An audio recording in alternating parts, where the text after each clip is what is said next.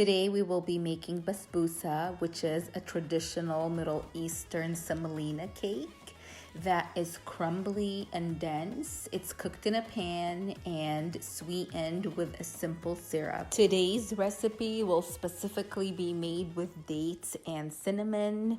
It is an amazing combination of flavors, so let's get started.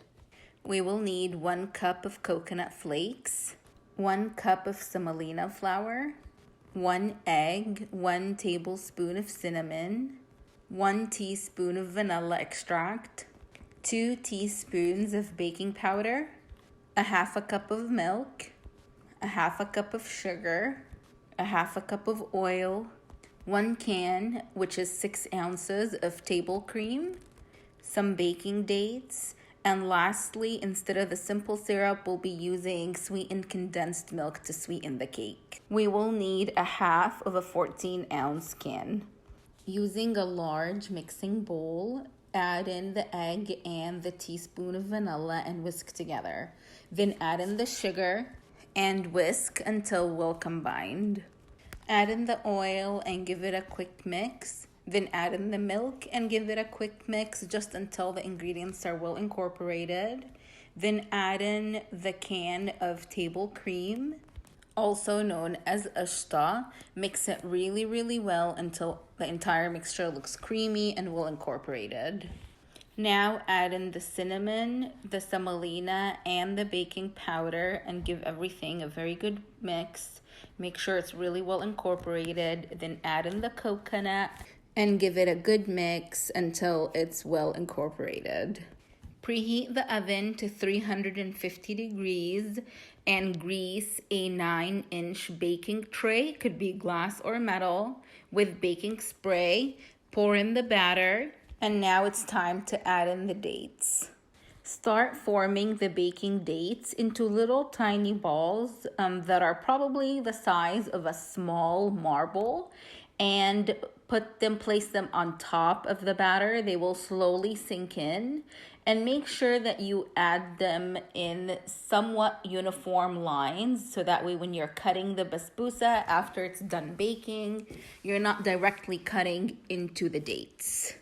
And here you can add as much or as little as you want, but it gives it a really nice surprise once you're eating that piece of basbousa and you get a nice little chunk of sweetness right in the middle. With the leftovers baking dates, you can just put them in a Ziploc bag in your fridge and they literally will last for months.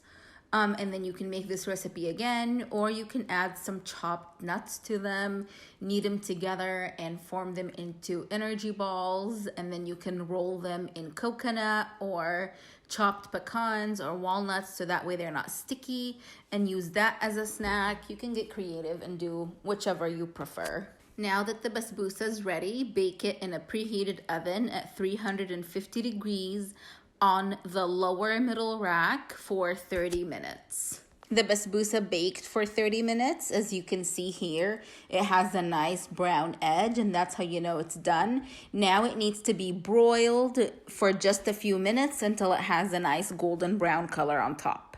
It took less than 1 minute for the basbousa to broil and get this nice brown color. Now, as soon as you pull it out of the broiler, add in the half a can of sweetened condensed milk. It has to be when the basbousa is really hot so it can easily absorb it. Spread it evenly over the top with a spoon. And this isn't the traditional way of sweetening basbousa. It's usually sweetened with a simple syrup. We will put the simple syrup recipe down below in the description box if you prefer to do it that way. As you can see here, the basbousa is absorbing the sweetened condensed milk. You can see it seeping to the bottom from the sides.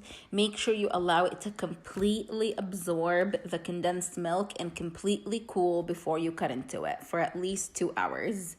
The basbousa will taste better the next day, and it is better served cold. I hope this recipe turns out great for you. Let us know how you like it in the comment section. Like and subscribe.